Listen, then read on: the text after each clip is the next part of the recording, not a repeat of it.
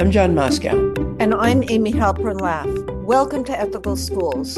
Our guest today is Dr. Kathryn Spence, Director of the Peter Sammartino School of Education at Fairleigh Dickinson University in New Jersey. Under her leadership, social justice and educational equity are central to both theory and practice. Welcome, Kate. Hi, good afternoon. Before becoming involved in teaching teachers, you taught middle school and high school in a wide variety of settings. Did any particular experience shape your approach to teacher education? I think all of them did. Even my experience as a student, I grew up in a progressive 7 through 12 educational setting in central Vermont, where we called all of our teachers by their first names and worked in teams where we looped from 7th to 8th grade with the same team of teachers and did project-based and experiential learning. I think growing up in that sort of setting made me believe in that sort of education. And it was successful for me and for many of the students there. I went to a pretty traditional, I would say, teacher prep program in central Pennsylvania at a small liberal arts college. And while I was there, I had the opportunity to apply for a Fulbright. And I did a teaching Fulbright in South Korea, my first year out of undergrad. And I had never been on an airplane, never left the country, never had any sort of international experience, didn't speak the language, was unfamiliar with the culture. But they did a great job with their teaching. We were called English Teaching Assistants, ETA, the Fulbright ETA program. And so for the first 6 weeks that we lived in Korea, we lived as a cohort of individuals learning the Korean language, and we stayed at a Korean university. And then after that 6 weeks, we were kind of dispersed across the country, and we lived with a Korean family and taught in a Korean school. And so it was just a completely life-changing experience for me, and one that I knew a fair amount about teaching. I learned a lot about myself, and it's a time that I point back to as being an obvious visible minority with privilege, though, because in South Korea at the time, and even now, I would say Americans were seen as being a European. It was like you were an anomaly, but it was like a movie star status. So people would like point me out to their kids and be like, "It's an American. Look, it's an American."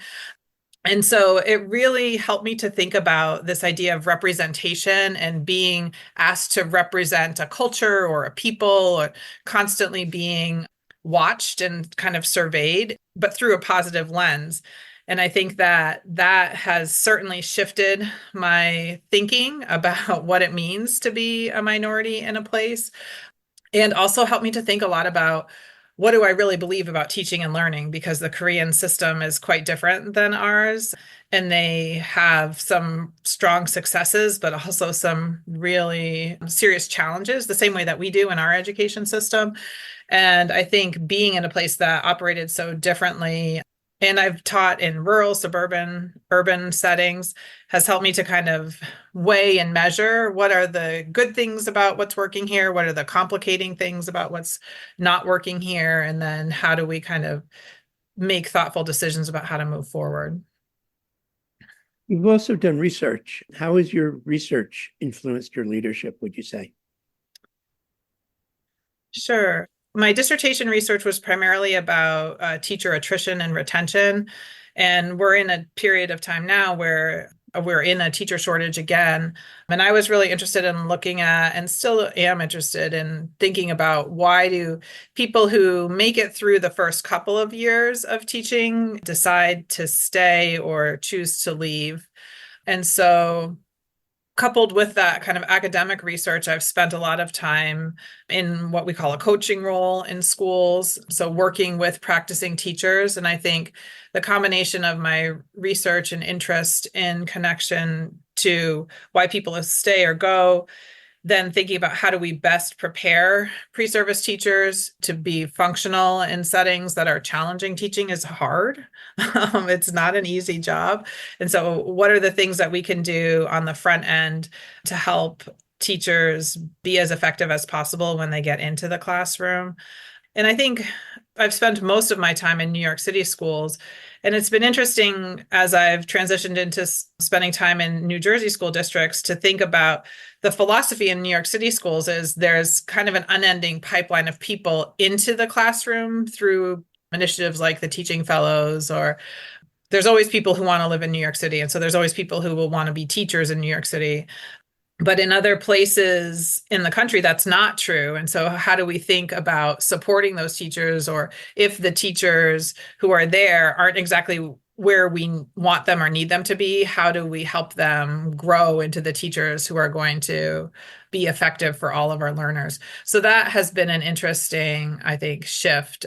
But my practice and my research have always been closely connected in some ways, just for practical reasons, because I'm a mom and I'm an educator and I'm a researcher, and I don't have enough time to do those things separately. And so having those things kind of connect and braid together works better for me.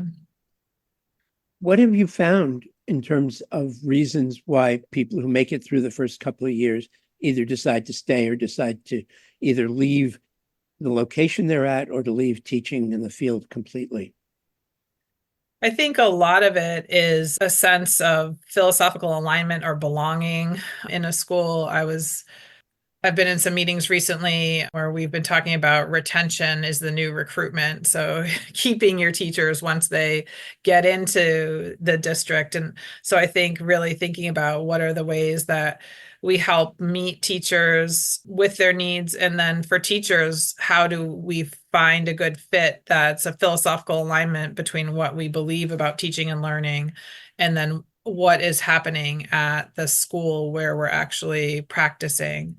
I think that disconnect is often why people leave, that it's not what they thought it would be. It's hard. And there's maybe a sense of being unappreciated or underappreciated, and just not being taken seriously as a professional, I think also contributes to that.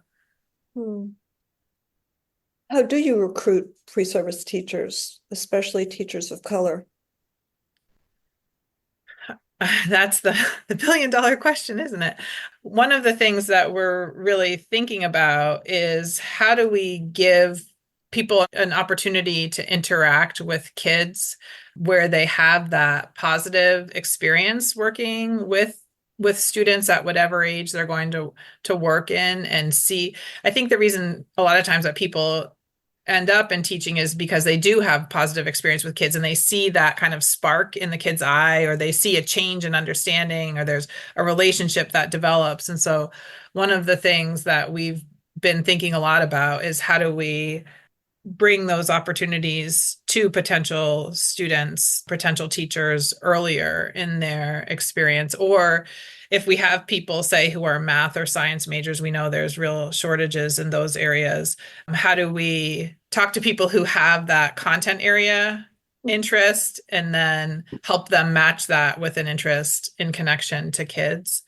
Thinking about people who are in schools already, so people who are in roles, maybe not as teachers, but as paraprofessionals or community associates or custodians or bus drivers. These people oftentimes have already committed to the idea of schools and kids, but oftentimes just don't have the credentials required to become a teacher. So we're thinking a lot about what are ways to help bridge interested potential teachers through either the degree process that they need or the credentialing process to bring them into teaching roles. Do you find many districts in New Jersey actively interested in sort of career ladders with people who are paraprofessionals or bus drivers or otherwise working in the school? Is that something that there's an orientation towards? I think there is certainly renewed interest in that. And I think we're seeing that at the federal level through some workforce initiatives. We're seeing that also at the state level. People are calling those sorts of programs grow your own programs, where you're helping people who are already in your district grow into a different role. I think there's a lot of negative talk around teaching. And I think, as I said before, I think teaching is a challenging certainly rewarding career, but it's challenging. And so I think we know that maybe we need to shift societal expectations about teaching. Maybe we need to shift the conversation about teaching that will then maybe reflect a shift in societal expectations. But then there are people who are there doing it every day in schools. And so oftentimes underpaid for the work that they're doing. And if we can help those people transition, I think that is seen as a possibility right now. How do you make it financially feasible for students who need to support themselves to participate in the program?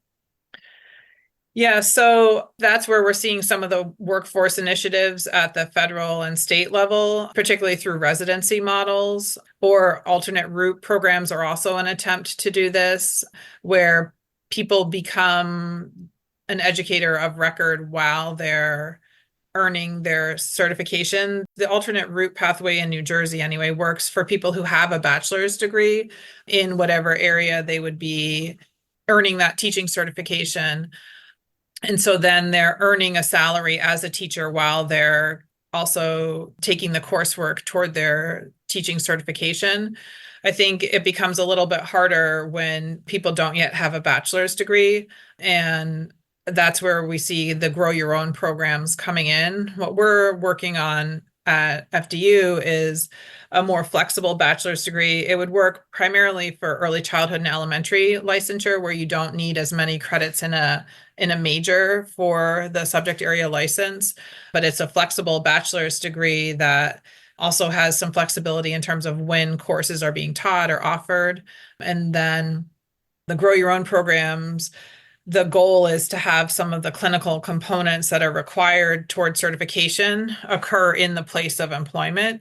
And most of these programs, then the district, and through grant funding, essentially, either state supported or federally supported, covers the cost of tuition for that coursework. And then usually the exchange is there's a commitment to stay within the district for a certain period of time upon licensure. And what kinds of moral support do your students receive that students in other programs might not? Broadly, FDU is working on student welfare as one of the focal points and students first as an initiative. And so I think across disciplines, regardless of whether people are becoming a teacher or not, we're doing things like there's a Center for Empathy Research and Training. And so faculty are able to receive training on empathy, and also mental health training is also provided. So I think broadly as an institution, we recognize that our students are sometimes facing challenges that are different than when we were students. And so working broadly for that, I think specifically in the School of Education, our students have faculty advisors who they work with, full-time faculty from their point of entry through the end of their career at FDU. So over the 5 years, they have that consistent relationship where they're connecting with that advisor.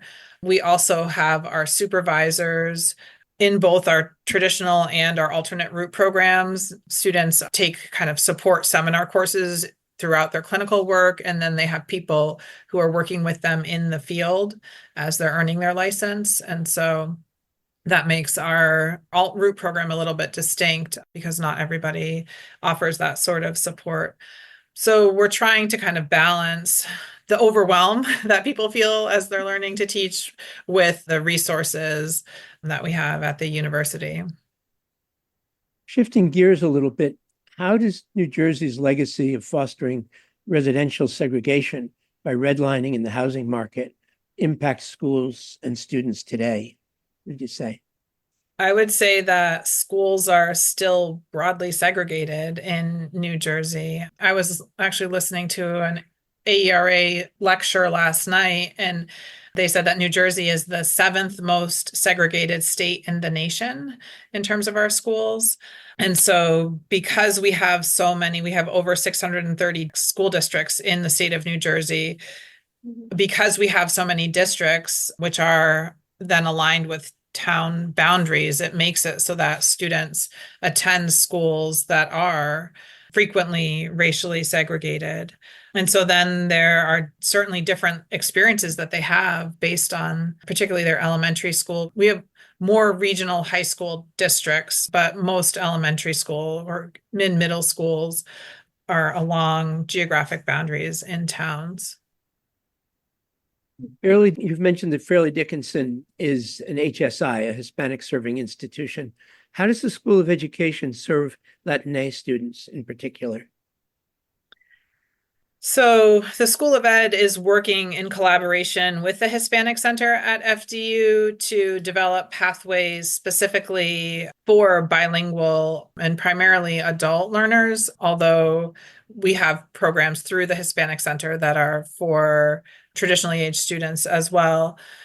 And so what we're working to do is provide ESL and math support for students who are interested in becoming teachers to help them pass their certification exams in order to enter into education coursework. So we've developed a course that is topically focused on what you might need to know or education in the US. That is an ESL course. So students at FDU who are in our Puerto El Futuro program take 0 credit ESL courses. So they don't pay for the courses, but they get 9 hours of ESL support a week, and they're leveled based on their English proficiency. And so this course is geared for students who are in the upper levels of proficiency, kind of regardless of where they are in terms of their credit accumulation, who have indicated that they are interested in becoming educators. And so we work with them in this course. And then we also have provided bilingual math tutoring for students in preparation. Many of our adult learners haven't taken a math course in a long time. And so having some content support with that is also essential for students. And then we're also providing one-on-one or 2-on-1. My Spanish isn't great, so sometimes I need translation support for that. So 2 advisors, bilingual support for me, and then me and the students so that we can map out individualized plans based on what they hope to teach, where they are in their progression toward earning a bachelor's degree and sometimes an associate's degree if they're just getting started, and then what they'll need to know in terms of licensure in New Jersey. The removal of the core academic skills exam is going to be really helpful for our students who are bilingual, who are interested in becoming teachers, because many of them will become Spanish teachers. So they'll either become Spanish teachers, or we're also encouraging people to pursue bilingual certification. So elementary or early childhood certification with a bilingual license as well.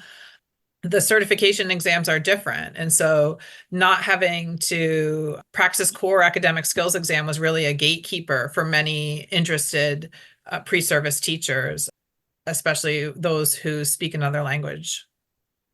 Have you had any pushback to your focus on social justice and equity from the university or from anywhere else?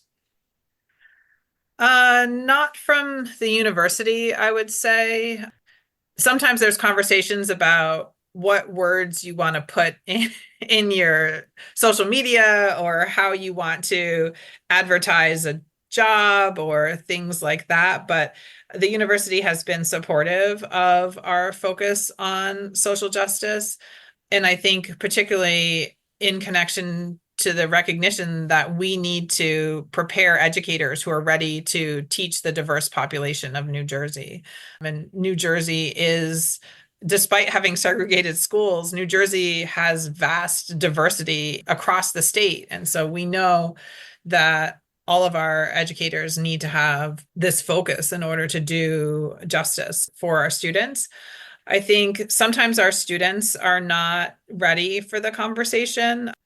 And that's because they've grown up in segregated schools in places where they haven't had these sorts of conversations. So we often see that we have 2 campuses and our populations on the 2 campuses tend to be a little bit different. And on the one campus, which tends to be a little bit less racially diverse, our white students who are pre-service teachers say it's the most diverse place they've been, and our students of color say it's the least diverse place they've been. So sometimes those conversations are a little bit, there is pushback there, but also in a lot of ways that's developmentally appropriate. So it's like, yes, we'll engage in those conversations, and yes, we'll have different opinions about it. And yes, our goal is to be great educators for all of the students in New Jersey. So that means we need to learn from each other's perspectives and be ready to meet students who are different than we are. Is there anything that you'd like to talk about that we haven't asked about? I would say that one of the things that has really helped us at FDU is thinking about, as we've tried to make some of the changes in our program, what are the pieces that we can control immediately and making changes there, and then settling into those changes and looking for the next step. And so I think that really allowing us to have a social justice focus was something that we started with our pre-service program. And it has been a long time coming. And then as we made those changes, we were also able to hire people who philosophically had alignment and would be able to support those changes. And then that helped us to increase the sphere of influence that we had at our institution. And so I think where we are now is at a place that's a result of many small steps over years of time. And I think we're really excited to be in the place that we are right now. And we know that there are still more steps that we need to take. But I think it's been really an interesting change process to consider how making the small immediate change can then ripple outward as we're still continuing to learn and grow. So what changes do you see for the school in the future? I would love to have bilingual offerings as a Hispanic serving institution. I would love to be able to better support our Spanish speaking students.